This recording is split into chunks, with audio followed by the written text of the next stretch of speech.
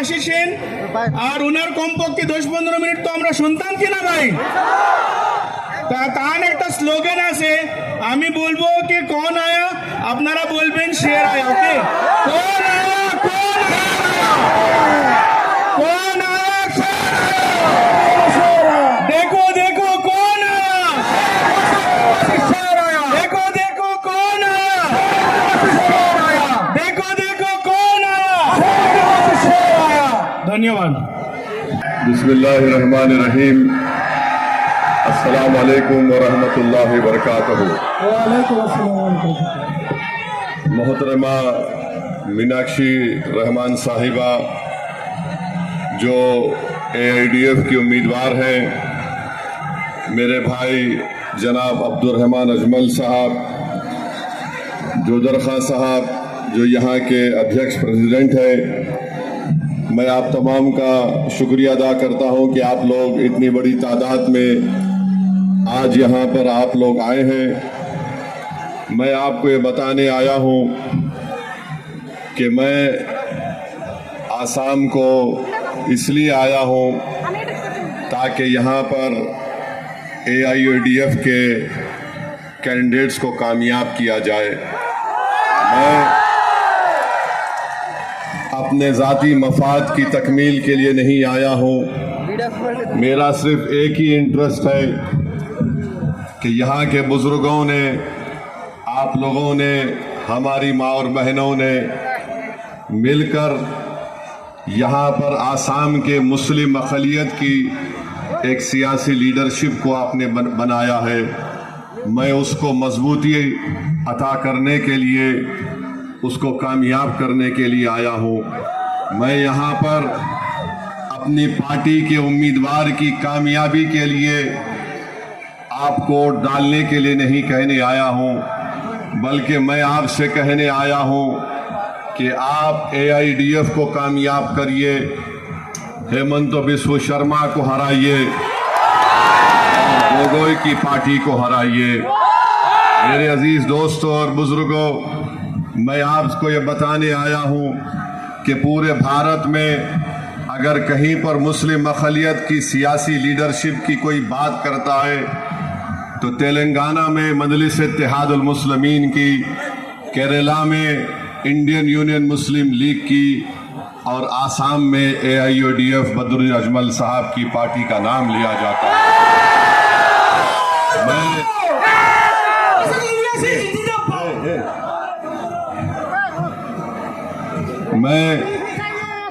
मैं आपको बताने आया हूं कि भारत में कहां है मुसलमानों की पॉलिटिकल लीडरशिप। आज AIUDF से दुश्मनी क्यों की जा रही है? उनका मकसद एक ही है कि आसाम के 30% मुसलमानों को यतीम और लाचार बना कर रख दिया जाए। सच्चाई यही है मेरे अजीज दोस्तों और बुजुर्गों। पिछले 65-70 साल से आसाम के मुस्लिम अक़लियत पर जुल्म किया जा रहा है, उन पर जुल्म पे जुल्म किया जा रहा है, उनका हक छीना जा रहा है, उनके घर को तोड़ा जा रहा है। कभी उनको घर से निकाल दिया जाता है तो कभी एनकाउंटर कर दिया जाता है। मैं आपसे अपील करने आया हूं कि 9 तारीख के दिन आपको ओवैसी को नहीं देखना है, अजमल साहब को नहीं देखना है। आपको अपने इत्तेहाद को मजबूत करके अपनी पार्टी को और अपने इत्तेहाद को कामयाब और कामरान करना है। ये आपसे अपील करने के लिए आया हूँ। मेरी इज्जतदार माँ और बहनों, मैं आपको बताने आया हूँ कि 2012 में जब BTDA का मसला पैदा हुआ तो यही असदुद्दीन ओवैसी हैदराबाद से रमजान के महीने में मैं 10-12 डॉक्टर्स की टीम को लेकर, दवाई लेकर यहाँ पर कम से कम 7 या 10 दिन यहाँ पर मैंने BTDA के इलाकों में आपकी खिदमत करने का मौका मुझे अल्लाह ने दिया। मैंने उन कैंपों में जाकर आपसे मुलाकात की जो आपको बेघर कर दिया गया था। मेरे साथ उस वक्त मेरे मरहूम समधी डॉक्टर मजहर अली खान भी थे जो आवाम की खिदमत करते थे। डॉक्टरों के साथ आज वो इस दुनिया में नहीं है। अल्लाह उनकी मग़फ़िरत फरमाए। मैं आपकी तकलीफ को जानता हूं मेरे भाई, मैं आपको हौसला दिलाने के लिए आया हूं, मैं आपको बताने आया हूं कि आप डरना और घबराने की आपको जरूरत नहीं है। आप जानते हैं कि यहां से पार्लियामेंट के इलेक्शन में आपने फैसला लिया, हम उस फैसले की इज्जत करते हैं। मगर बताइए मेरी इज्जतदार माँ और बहनों, जब यहाँ पर पुशबैक चल रहा था, जब यहाँ पर गरीब मुसलमानों को उनकी जमीन से निकाला जा रहा था, तो आपके एमपी रकीबुल हसन क्या कर रहे थे? क्या कर रहे थे? वो दिल्ली में बैठकर बोल रहे थे कि मुसलमानों को कैरम बोर्ड सिखाना चाहिए। जिसका घर उजाड़ दिया जा रहा था, जिसके बच्चे धूप और बारिश में अपनी जिंदगी गुजारने पर मजबूर हो गए, आपके एमपी साहब कैरम बोर्ड की बात कर रहे थे। मैं आपको ये बताने आया हूं कि अगर आप अपना वोट कांग्रेस को देंगे, वो वोट कांग्रेस के लिए नहीं होगा, वो वोट हेमंत बिस्व शर्मा के जुल्म करने के लिए होगा। अगर आप वोट कांग्रेस को देंगे तो जिस तरीके से हमको पिछले चंद सालों में 50,000 मुस्लिम अक़लियत को उनकी जमीनों से, उनके घरों से निकाल दिया गया, वो वोट हेमंत बिस्व शर्मा के खाते में जाएगा। कांग्रेस को वोट देने का मतलब हेमंत बिस्व शर्मा को कामयाब करना है। मैं आपको बताने आया हूं कि आप अपना एक एक वोट ताला चाबी को दीजिए और AIDF के उम्मीदवारों को कामयाब और कामरान करिए। मेरे अजीज दोस्तों और बुजुर्गों, यहाँ पर जो कांग्रेस के कैंडिडेट हैं, अगर आप उनको वोट दें या ना दें, वो चुनाव के बाद हेमंत बिस्व शर्मा के जाकर उसके साथ बैठकर चाय पीने वाले हैं। आप अपनी जमात को, AIDF को कामयाब करिए।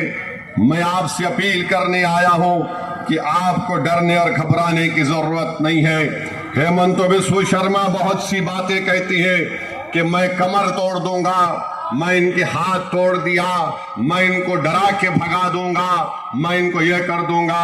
सुनो हेमंत बिस्व शर्मा साहब, आप आसाम के मुख्यमंत्री हैं, आप बाबा साहिब अंबेडकर के संविधान पर आपने हल्फ लेकर आपको काम करना चाहिए, मगर आप नफरत करते हैं मुसलमानों से, और आपकी नफरत आपकी कॉन्स्टिट्यूशनल ड्यूटी के मगायर है, उसका अपोजिट है। आप कुछ भी कर लो हेमंत बिस्व शर्मा साहब, आप हमारे हाथ तोड़ना चाह रहे, कहां तोड़ना चाह रहे बोलो, मैं आके अपने आप को पेश करने को तैयार हूं। गरीब आसाम के मुसलमानों को गोली चलाने का वीडियो बनाते हो, हेमंत बिस्व शर्मा, तुम आसाम के मुसलमानों को गोली मारने से पहले असदुद्दीन ओवैसी के सीने पर गोली मार दो। तैयार हो? अरे तुम क्या जुल्म करोगे, तुम कितना जुल्म करोगे? याद रखो, जुल्म करने से जुल्म मिट जाता है। तारीख बताती है कि फिरौन का भी जुल्म हुआ और फिरौन खत्म हो गया, अल्लाह ने मूसा को कहा।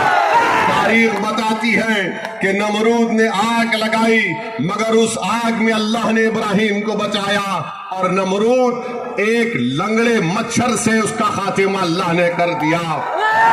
जुल्म करने वालों, हम जब तक जिंदा रहेंगे ला इलाहा इल्लल्लाह कहते रहेंगे, हम अपनी मस्जिदों को आबाद करके रहेंगे।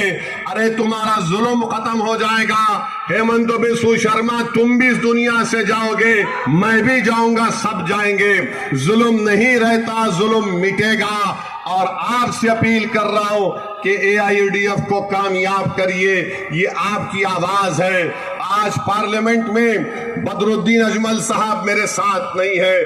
पार्लियामेंट में वक्फ का काला कानून मोदी की सरकार ने बना दिया।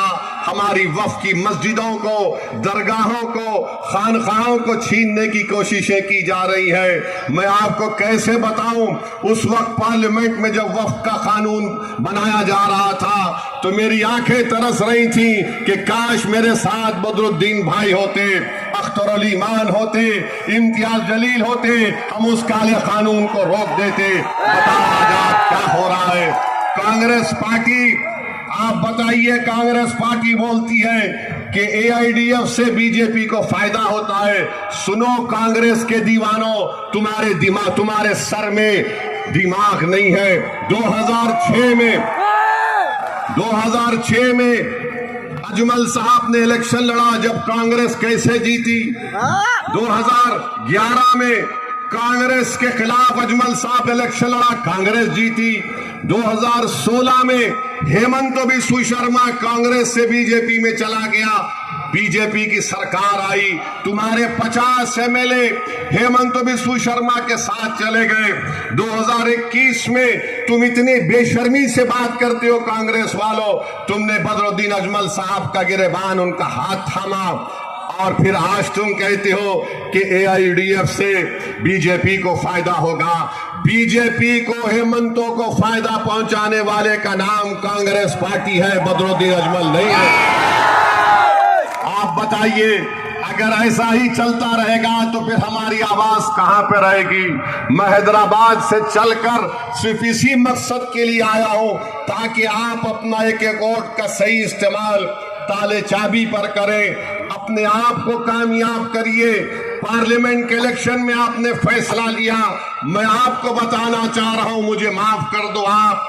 अगर कोई माँ अपने बेटे से नाराज हो जाती है तो क्या वो माँ अपने बेटे को दूर कर देती है या अपने सीने से लगा लेती है? अगर कोई बाप अपने बेटे से नाराज हो जाता है तो क्या वो बाप 2 दिन के बाद अपने बेटे को बुलाकर कान पकड़कर अपने सीने से नहीं लगाता?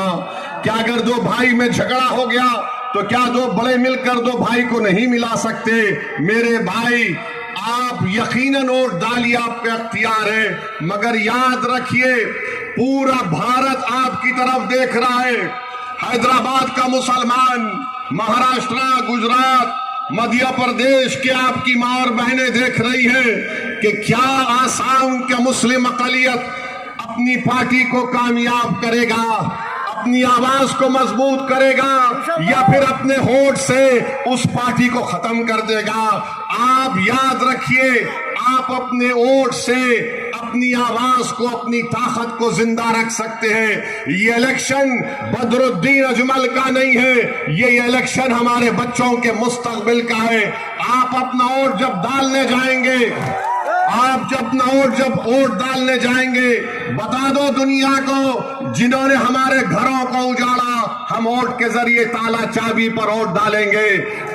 और आखिर में, क्योंकि हमको और 5-4 जगह पे जाना है, मैं आपसे अपील कर रहा हूं कि आप 9 तारीख के दिन ताला चाबी को वोट डालेंगे।